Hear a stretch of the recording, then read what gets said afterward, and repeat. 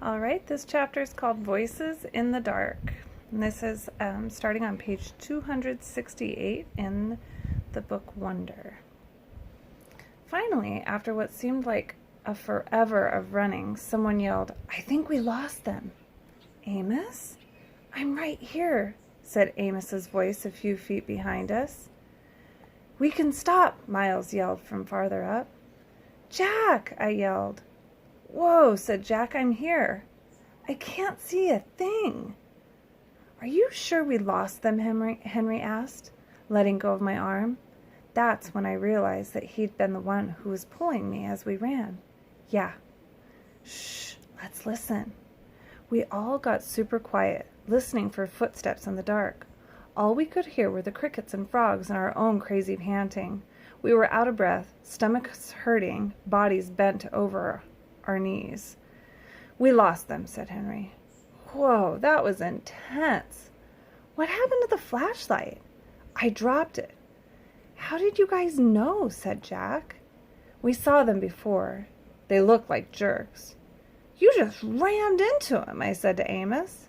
"I know, right?" laughed Amos. "He didn't even see it coming," said Miles. "He was like, 'Are you a freak too?' And you were like, 'Bam!'" said Jack. "Bam!" said Amos, throwing a fake punch in the air. "But after I tackled him, I was like, 'Run, Amos, you schmuck! He's 10 times bigger than you!' And I got up and started running as fast as I could." We all started laughing. "I grabbed Augie and I was like, 'Run!'" said Henry. "I didn't even know it was you pulling me," I answered. "That was wild," said Amos, shaking his head. "Totally wild." "Your lip is bleeding, dude." "I got in a couple of good punches," answered Amos, wiping his lip. "I think they were 7th graders. They were huge." "Losers," Henry shouted really loudly, but we all shushed him. We listened for a second to make sure no one had heard him. "Where the heck are we?" asked Amos. "I can't even see the screen." "I think we're in the cornfields," answered Henry. "Duh, we're in the cornfields," said Miles, pushing a cornstalk at Henry.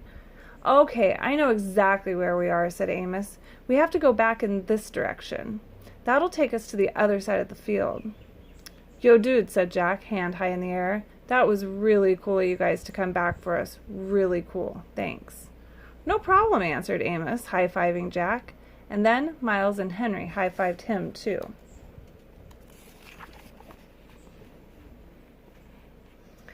"Yeah, dudes, thanks," I said, holding my palm up like Jack just had, though I wasn't sure if they'd high-fived me, too.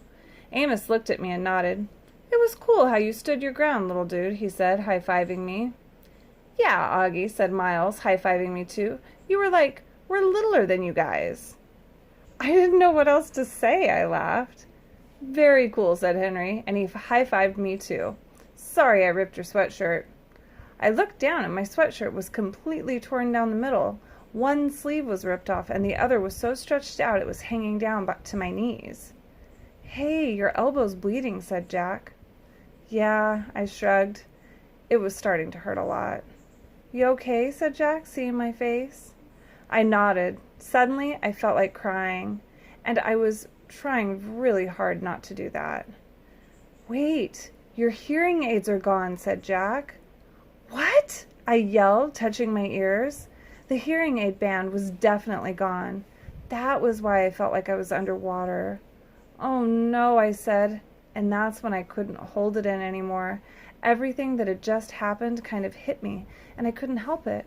I started to cry, like big crying, what Mom would call the waterworks. I was so embarrassed I hid my face in my arm, but I couldn't stop the tears from coming. The guys were really nice to me, though. They patted me on the back. "You're okay, dude. It's okay," they said. "You're one brave little dude, you know that?" said Amos, putting his arm around my shoulders. And when I kept on crying, he put both his arms around me like my dad would have done and let me cry.